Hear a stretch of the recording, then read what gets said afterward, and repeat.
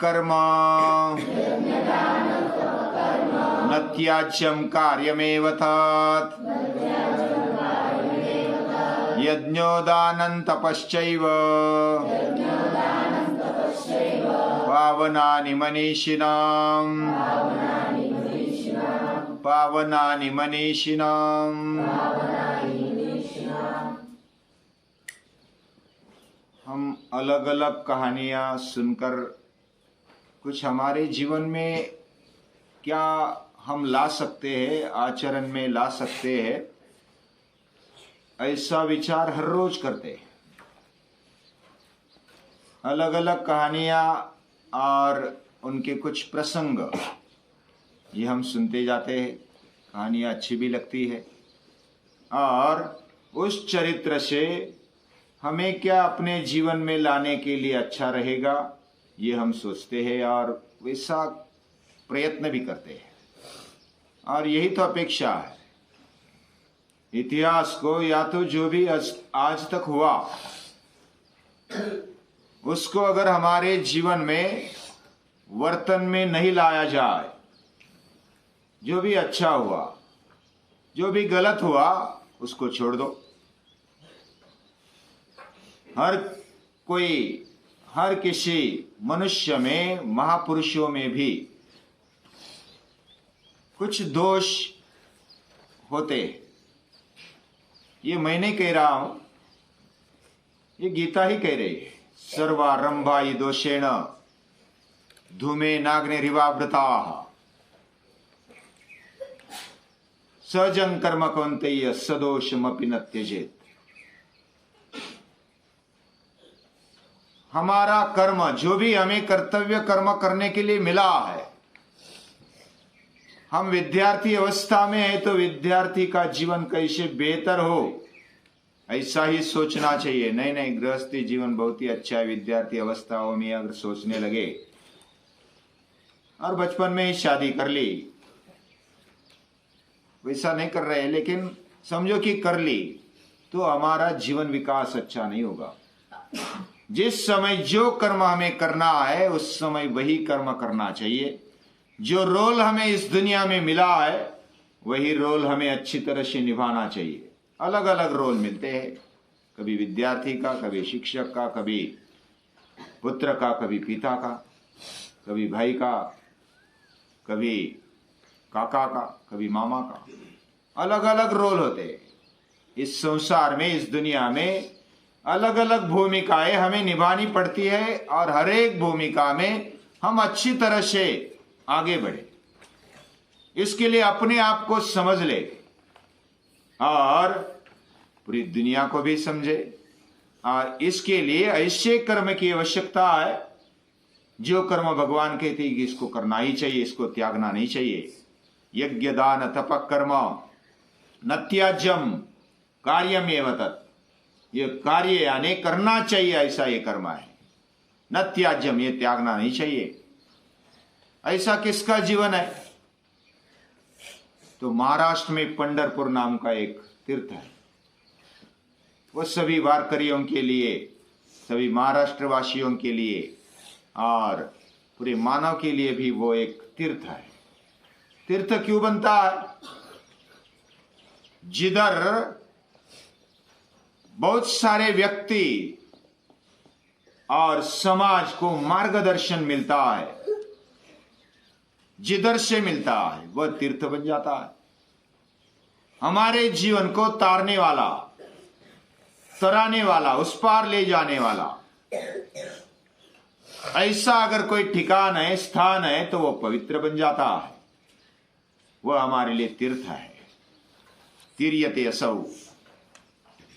ऐसा तीर्थ पंढरपुर में है। अभी भी बहुत सारे वारकरी वारी निकालते, पैदल जाते हैं, गांव गांव जाते हैं, भगवान के, विठ्ठल के विचार गाते गाते, सुनते सुनवाते वो जाते हैं, उसमें मग्न हो जाते हैं। उसमें पहला नाम लिया जाता है जिसके कारण पांडुरंग वहां ठहरे, कृष्ण वहां ठहरा। पुंडलिका वरदे हरि विठ्ठल, हम बोलते हैं ना, पुंडलिका वरदे। पुंडलिका को वरदान देने वाला, पुंडलिक को पुंडलिक का चरित्र कैसा है उसके बारे में इतना मालूम नहीं है, फिर भी उसका नाम पहले लिया जाता है। पुंडलिक ने क्या किया?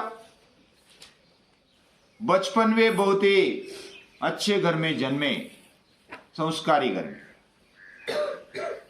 लेकिन जब शादी करा दी गई तो वो भटकने लगे, यानी पत्नी में ही सब कुछ देखने लगे। खाना पीना उठना बैठना, जब मैके जाती तो मैके जाता। जैसे संत तुलसीदास वैसे भक्त पुंडलिक वे अपने पत्नी के पीछे लट्टू हो गए। माता पिता का कुछ ध्यान नहीं रखते थे। माता पिता बहुत समझाते लेकिन वो सुनता ही नहीं था।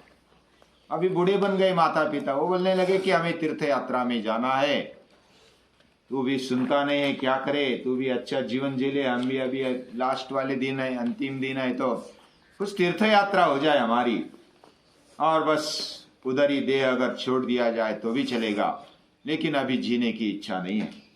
ऐसे निराश हो गया। अपना ही बेटा अगर ऐसा निकला तो क्या करेंगे वो तीर्थ यात्रा में निकले और उसको बोलो कि अंतिम तीर्थ यात्रा करा दे, बाकी तू तेरा जीवन जैसा जीना है वैसा जी ले। वो भी निकलता है, पति पत्नी दोनों, यानी बेटा और बहू और बाकी दोनों माता पिता, वह निकले तीर्थ यात्रा में। उस समय तो पैदल जाया करते थे।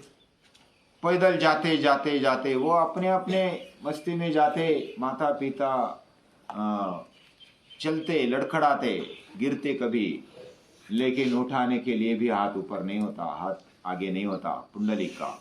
तो बोलता है कि आपकी बहुत इच्छा थी, चलो अभी बहुत बोल रहे थे, बड़बड़ कर रहे थे, मुझे तीर्थ यात्रा ले जाओ, अभी पाँव चलने की हिम्मत नहीं तो क्यों चले तीर्थ यात्रा में। ऐसे बोलने लगे पुंडलिक भी। अभी क्या करते, बेटा ये ऐसा बोलता है तो किसको बोले, किसको तकरार करे। वो बेचारे चलते चलते आगे चले। वो आगे चलते चलते एक आश्रम आ गया, जिधर भी वो मुक्काम करने के लिए ठहरते, अच्छी जगह ढूंढते, मंदिर ढूंढते या तो कोई तीर्थ स्थान ढूंढते, उधर ठहरते। एक समय एक आश्रम मिला, कुक्कुट ऋषि का आश्रम, और उस आश्रम में ठहरे। उस आश्रम में ठहरने के बाद मुकाम किया, अलग अलग रूम में ठहरे, और उसको है ना सुबह सुबह भोर में ब्रह्म मुहूर्त में 3 बजे 2-3 स्त्रियां आ गई, बहुत गंदे कपड़े पहनी हुई स्त्री आ गई। तब पुंडलिक को जाग आ गई, जागृत हो गया और उसने देखा कि ये गंदे कपड़े पहने वाली, पूरे मल से भरी हुई ऐसी 3 स्त्रियां आई और उन्होंने झाड़ू लिया और वो झाड़ने लगे, पूरे आश्रम को साफ सफाई कर दी। और साफ सफाई करने के बाद वो जब बाहर निकली तो पुंडलिक ने देखा कि ये तो बहुत ही अलंकार से और अच्छे वस्त्र से युक्त ऐसी ये स्त्रियां बाहर जा रही है। उसको आश्चर्य लगा कि ये कैसे हुआ।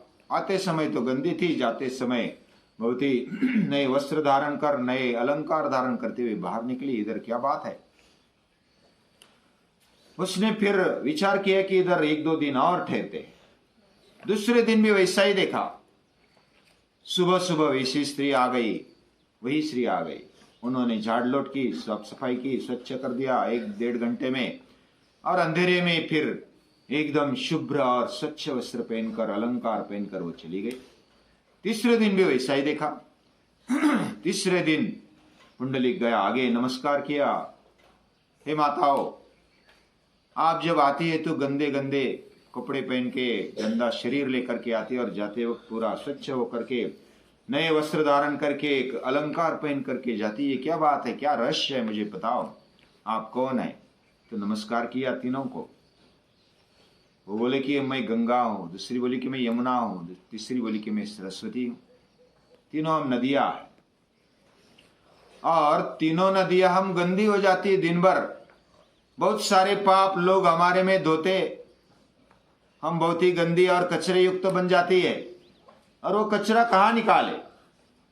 तो हम इस कुक्कुट ऋषि के आश्रम में चले जाते, झाड़ लौट करते, इधर हमारा पाप धुल जाता है, पूरा कचरा निकल जाता है, और हम स्वच्छ होकर के, शुद्ध होकर के फिर जाते हैं, और आप जैसों का कचरा हम ढोते हैं। उसको लगा बहुत ही चुभा, आप जैसों का कचरा, मैं क्या कचरा करता हूं, तो तू पाप करता है तो वही कचरा हम धोते, तू भी पाप करते, अपनी माँ बाप की सेवा नहीं करता तो ये सबसे बढ़िया पाप है।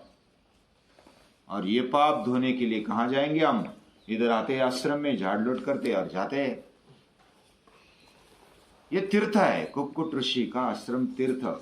अभी बाकी तीर्थ जाने की जरूरत नहीं, वो तो फिर लोटांगन कर दिया उसने तीनों माताओं के सामने और उसी समय तय कर लिया, क्षिप्रम भवति धर्मात्मा शाश्वत शांति निगच्छति। उसने उसी समय तय कर लिया, वो धर्मात्मा बन गया। यानी उसी क्षण अपिचेत्सु दुराचारो भजते माम अनन्यभाग। गीता कहती है कि इतना भी सुदुराचारी, अच्छा दुराचार करने वाला क्यों ना हो, वह तुरंत ही अच्छा बन जाता है, सज्जन बन जाता है। साधुरेव समन्तव्यः, वह साधु यानी सरल बन जाता है। हमारे मन से पूरा स्वीकारना चाहिए। जब हम पश्चाताप दग्ध होते हैं और स्वीकारते कि बस अभी नहीं करूंगा, अभी अच्छा जीवन जीऊंगा, उसी समय माता पिता के चरणों में गया, उनको नमस्कार किया, मैंने अभी तक बहुत सारा पाप किया, अभी ये नहीं होगा, और माता पिताओं को फिर कंधे पर लेकर और दोनों चले। पत्नी को बोला कि आपको आना है तो ठीक है, नहीं आना है तो मैं अभी माता पिता की सेवा में लग गया। तो वही तीर्थ में फिर वापस चले आए, आगे नहीं गए, और वापस अपने घर आते पंढरपुर। उधर फिर माँ बाप की सेवा करते हैं, बूढ़े माँ बाप। ये सेवा शुश्रूषा देखकर, उनका आज्ञा पालन देखकर पांडुरंग, यानी कि पांडुरंग ये किसका नाम है, कृष्ण का नाम है।